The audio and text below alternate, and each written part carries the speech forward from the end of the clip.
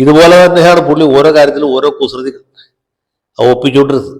ഈ 85-ലാണ് അഖിലേന്ത്യാ ലീഗ് പിരിച്ചുവിട്ട്.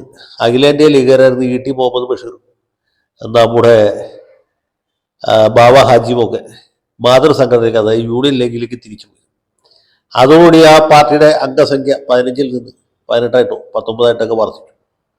അവർക്ക് ഒരു മന്ത്രിസ്ഥാനത്തിന് കൂടി അർഹതയുണ്ട് എന്ന് അവർക്ക് തന്നെ തോന്നി. കാരണം 3 മന്ത്രി പോരാ, അവരുടെ അംഗബലം വെച്ച് നോക്കുമ്പോൾ 4 മന്ത്രിക്ക് സ്കോപ്പ് ഉണ്ട്.